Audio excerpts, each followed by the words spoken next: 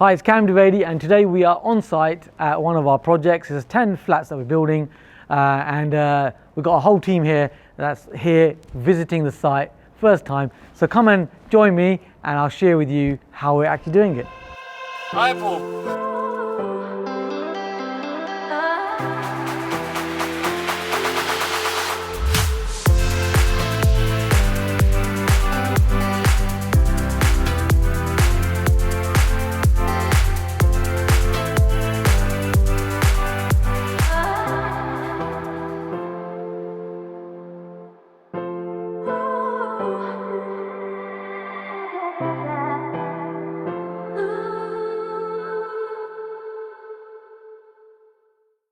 So should we talk about the safety aspect? Yes.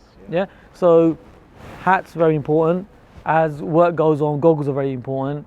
The high-vis jacket, trust me, when an 8-ton grab lorry is reversing in here, I don't know if you're familiar with 8-ton grab lorries. Yeah, you know, so they can move stuff. They can really hurt. So the high-vis is very important. It's a development site, it's not a playground. Although we can make it a playground. You have to control that conversation with the builders. So at this level, at every level, but especially at this level, you want to be the developer who is easy to deal with. And of course, it's all about cost savings in between that, if I'm making any sense here. Yeah. So that conversation's already had. The other conversation I've already had with them is I've given them a bit about my background. However, I haven't given them a whole resume, so I haven't said to them, we've done lots of different development sites, I'm training 150,000 people, all that. Didn't say any of that. All I said to him is, oh yeah, we've developed sites, but I'm getting older and wiser, and I'd rather get contractors like yourself to do it rather than we get all our subcontractors to do it. So I've already demonstrated that I know what I'm talking about, and that's enough. So under the radar, you need for them to know, because they will face different types of clients. So is this useful, by the way? I'm going on a bit. Yeah. Okay. So you got to remember, these types of contractors aren't your general contractors. They're not it's a higher level of contractor, if you want to call it that. So they are dealing with many different clients. They're dealing with clients where the client will not come to site like this. Yeah. They're very high level. I don't know if you agree with that, Kingsley. Kingsley deals with a number of these people, right? So they're extremely high, ultra high net worth individuals. And they're not interested in the day-to-day. They just want the job done, and they'll delegate the whole lot. Okay, so those contractors are used to that, and they will charge an extra margin for that. Yeah. Then they've got people where they're doing it for the first time. Again, what happens is they'll charge a margin for that security. Then they've got people like us. So people like us, where, can we say down and dirty? Don't we can say that, So we want that margin, don't we? Yeah. So we want that margin, but we're not going to turn into contractors necessarily. So what we are saying to them is, look, we are here on site. We know what you're doing, without saying it. I'll explain how I said that in a minute. And that we want it to be subcontractor level. So we want it to be subcontractor level, where you're taking the margin out of the larger contractor. That makes sense. Yeah. So how does that conversation go?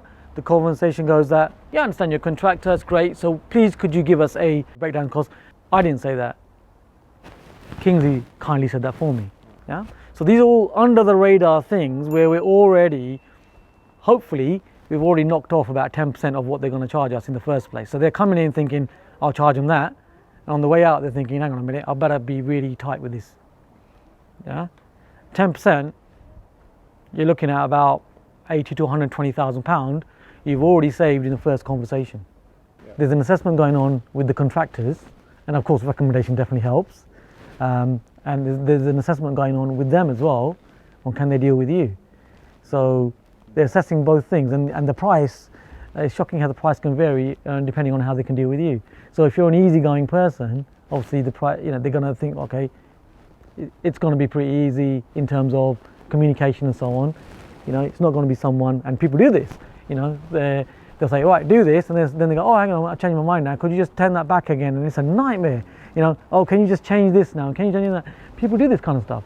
So they understand who they're dealing with. They say, oh, we're going to charge the X amount for an on-site office, we'll say use that. And what we also offer, we haven't offered it yet there, we've got to see the price first. What we'll also offer them is a cost-effective site office for them, another one if they need one, which I normally do is we'll buy an old caravan which is quite comfortable from inside. So we'll buy a caravan for like 500 quid or 600 pounds, which isn't usable for a caravan, but it's very nice as an office. So these are things we'll gently, you know, add in as we go along, because we may or may not be used to that. You know, so, but it's end of the day, it saves money for us, doesn't it? So the preparation part, so documentation, all that kind of stuff, that takes that time to get it to here. From here, we're saying 12 months from now. Yeah, with God's grace. You know, 12 months from now, hoping for 9. So we're going to push it to 9. 6 would be very optimistic, but we'll push to 6. We've got to get the contractors to bring their estimates back, and that obviously it's a, you know, let's be honest, it's a big job, right? So that's not something they can just pull out of the air. They've got to make sure that they're getting their costings right in terms of preparation. So things like we've had the Party Wall Awards, so that's in process. So we've there's a lot of appointing going on. So it's called appointing. You're appointing, you know, appointing the Party Wall Awards. So for example, this building, we don't own this one yet, so that is someone else's building, that one. So we've got to make sure that we've got a Party Wall Award, so that nothing happens to their building. So that has to be appointed. So you've got to find the right person who's going to appoint them. So we're going to go inside, but just to summarize then, so we've got the building control, so that's there. We've made sure that the actual conditions that we had for the planning, that's gone in as well. So make sure that the right brick and so on, what we're going to be using, that's been notified. We also have the Party Wall Awards, so that's in place as well. Party Wall has been done as well. And also we had a site survey, didn't we? Actual measurement of the actual specific measurement, so that when contractors are pricing, they're pricing correctly. So there's no ambiguity. It's all very defined. So the preparation is really key. That's what we've been doing, all of this. So that's what takes the time. The building the stuff doesn't take that long, to be fair. You know, that's like, as we're saying, nine months and so on. And yeah, so shall we go in? So what I like about this is the fact that we've got 2 studios on the ground floor, 2 studios again, and you'll see it in a moment. There's a massive 2-bedroom flat penthouse as it's in the planning there as well. And then we got on the other side 5 units that are going to be new builds, 1 commercial and 4 above. Have a guess why we went for 9 rather than 10? Housing. Absolutely right. On housing, we kept it under the 10, which means, you know, you don't need no affordable housing requirement. So you got it right there. So that's good. You can all watch Homes Under the Hammer, and it's all great. But you know, when you come to actually do it, there is some skill involved, of course, right? So you know, it's what you guys are actually doing, and you're kind of like a real perfect example of this. You know, you're kind of learning what to do and then applying it, which is the right way of doing it.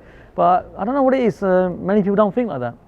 So he basically demolished that building on the other side, created structural problems. Then he went into the basement. You'll see the basement in a moment, and literally created Party Wall Award problems. And then he didn't know what to do. Then he tried to sell it. And look, you know, let's be honest, that's a complicated building. So someone who is doing a first time developing or so on, you know, getting it over the line is a big deal for them. It's fine saying I'm going to do a development, but actually stepping up and actually doing one is different, as we are doing, right? So it's a different thing. So people came along, messed him around, and then he said, okay, let's do a deal. So I gave him full market value for the property. I gave him a bit more than the full market value. So it was okay. And then on our side, obviously we looked at the potential, and we've got the planning and the PD on it. Or planning, actually. It's all part of this world of development. This is how it works, you know. And you guys are, you know, doing trainings with us. You know, it's your first deal ain't necessarily going to be the deal. You know, there's a number of deals that you got to look at to get the deal. But it's going to happen. It's just a matter of time. It's just you know, keeping on going, really. Come on then, team. Let's go in and have a look. What do you think? What's your first comments? It's bigger than anticipated. Bigger than anticipated. Good ceiling height. That's a good point, isn't it? Nice ceiling height. Let's go to the top floor. Come on, let's do it.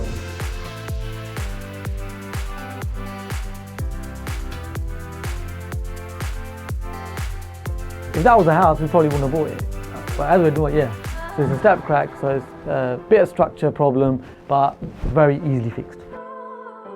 Real example of how you can actually chop up and carve up studios. So, both of these studios are going to be more than 39 square meters, which is a standard. You can actually get it down to 37 square meters if you really want to. If you can imagine, you can just visualize the, once they're done with the nice big windows with some doors going into the, the actual, the bay that we're going to be creating there as well. So you've got two lovely studios, and yeah, they're quite small, but they're not too small. They're big enough, aren't they? 39 square meters. When you're visualizing projects, this is how you do it, don't you? So look at the what you can create out of it, not what it looks like right now. That's what it is, yeah. When you're looking, does it matter what's around you? Do you think? How do you decide that? Yeah, okay, studio flats will work here. Yeah. So what you look for is, first of all, location. So, for example, here we've got the station very near, High Street's very near. Now, it's not looking at how it looks right now. It's looking through that, isn't it? And visualizing, imagining people living in a nice place, which is the locality is really good. So one of the things you want to look for is the location. So as I just said, train stations, high streets, all that kind of thing is very, very near. So that's really good. Also, you want to look at, what you're creating, is it rentable? Is there a demand for the rent? Because one of the myths now is that let's just create lots of flats. But then people in certain areas don't want flats. They rather have they want houses. Yeah? But in areas like this, flats are acceptable. How do you find out? How do you find that out is you can ask letting agents, you can ask estate agents. So your gold mine area, you get to know your gold mine area, what rents. And what you find is in that way you can find out well flats rent. Also, you want to also assess, what are the competitors around you doing? How many flats are there around you? So if you obviously got lots and lots of flats all the way around everywhere, around what you're building, then you're going to have a lot of competition, which is happening in a lot of areas, isn't it? Yeah. So in those areas, you might say, actually, you know what?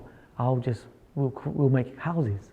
But areas like this, flats are acceptable. So from all of the above, letting agent, locality, and also your competitive advantage in terms of the type of stock that you're building.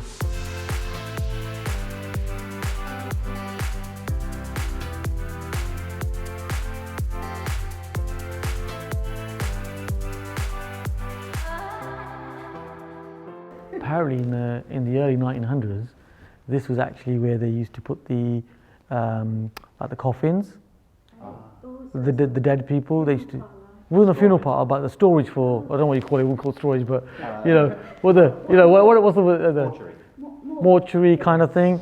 Yeah, I was like, really? But that was very, yeah. Shouldn't have told you that. So we've got developers doing things like this, where they demolish the building, create a hole in the ground, and then don't know what to do because didn't really take any advice on it or learn how to do it properly.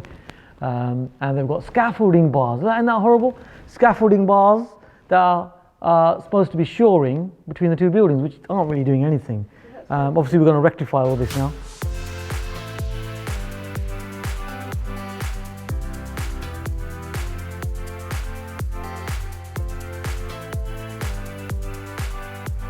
Your average contractor can't do this job. The residential contractor, let's say, it'll be too much for them.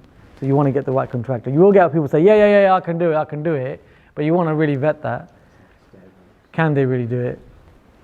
That might sound very simple, these things, but when you're into it afterwards, later on, it's not so simple. When they say, oh, sorry, and they leave you in the middle of the job.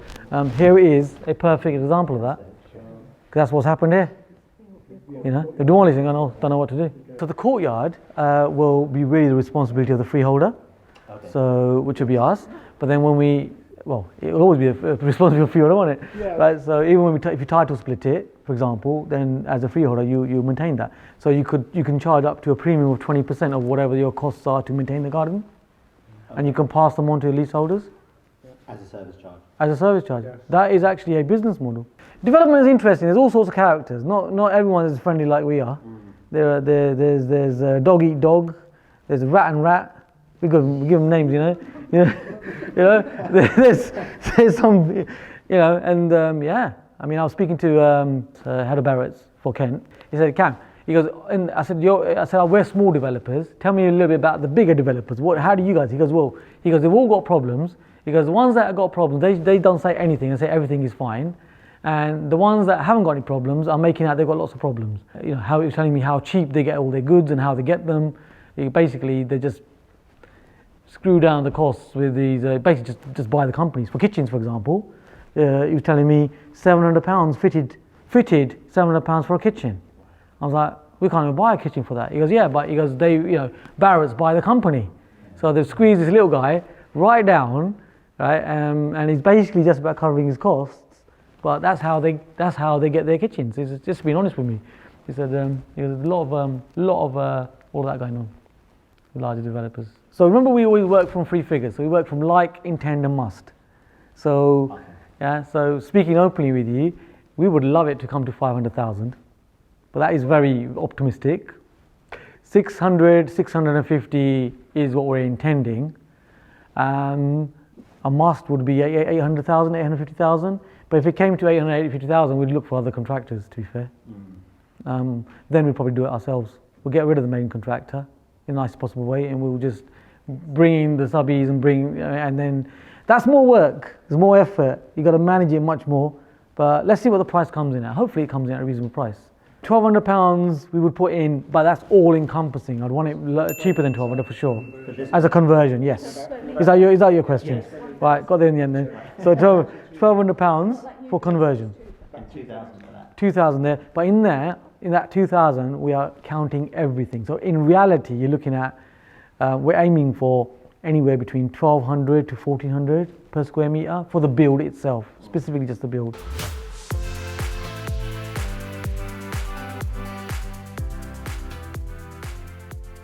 So what's your key gain from today then?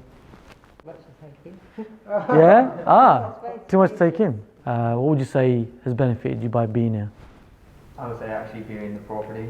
So right now it's looking at a lot of stuff virtually, but actually being able to see a site has been quite helpful. Yeah, it's quite interesting now when you're actually in something, aren't you? Rather than it's just academic. Yeah. You actually, Which always makes it look bigger as well. you're actually in a project, and it's possible, and it's all real. Welcome aboard. Thanks for being part of this. It's good.